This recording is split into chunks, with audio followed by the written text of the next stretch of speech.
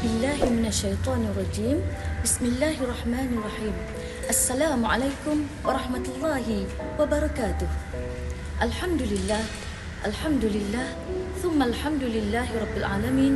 Wassalatu wassalamu ala asyrafil anbiya'i wal mursalin wa ala alihi wa sahbihi ajma'in. Allahumma aftah alaina hikmataka wanshur alaina min khazaini rahmatika ya arhamar rahimin. Rabbi shrah li sadri wa yassir li amri wahlul 'uqdatam min lisani yafqahu qawli. Allahumma innaka 'afuwun tuhibbul 'afwa fa'fu anni. Allahumma innaka 'afuwun tuhibbul 'afwa fa'fu anni. Allahumma innaka 'afuwun tuhibbul 'afwa fa'fu anni. Alhamdulillah, kita telah pun tiba ke 26 Ramadan. InsyaAllah, tazkirah Ramadan diteruskan dengan topik yang dipilih pada hari ini, Ramadan melatih sifat istiqamah. Hadirin hadirat yang dirahmati Allah Subhanahu Wa Taala.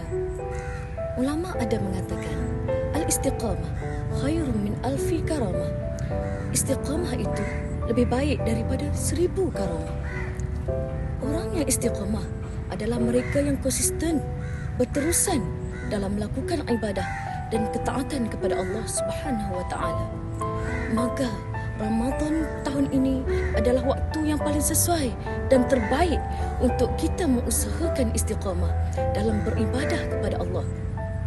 Sesungguhnya tidak ada nikmat yang lebih besar selepas nikmat Islam dan iman, melainkan seseorang itu istiqamah dalam ketaatan dan kebaikan hingga ke akhir hayat. Hadirin hadirat yang dirahmati Allah Subhanahu Wa Taala, saya akan kongsikan 5 tips untuk kita kekal istiqamah dalam beribadah di bulan Ramadan dan juga bulan-bulan yang berikutnya. Yang pertama, berniat dengan ikhlas setulus hati. Sebelum melakukan apa jua ibadah, luruskan niat dengan ikhlas setulus hati. Dengan niat yang ikhlas, ibadah yang dikerjakan akan terasa mudah. Ibadah yang dilakukan semata-mata mengharapkan keridhaan Allah Subhanahu Wa Taala akan mendapat ganjaran yang besar di sisi Allah Subhanahu Wa Taala. Hadirin hadirat yang dirahmati Allah Subhanahu Wa Taala, tips yang kedua iaitu berdoa kepada Allah Subhanahu Wa Taala. Lazimilah doa seperti doa yang pernah diajar oleh Rasulullah sallallahu alaihi wasallam kepada Muaz bin Jabal.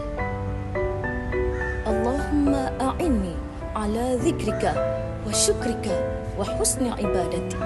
Allahumma a'inni ala dhikrika wa syukrika wa husni ibadatik. Allahumma a'inni ala dhikrika wa syukrika wa husni ibadatik.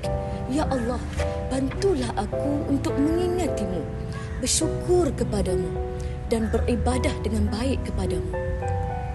Sesungguhnya, jika Allah Subhanahu Wa Taala tidak memudahkan sesuatu urusan, nescaya ia tidak akan menjadi mudah untuk kita mendapatkannya.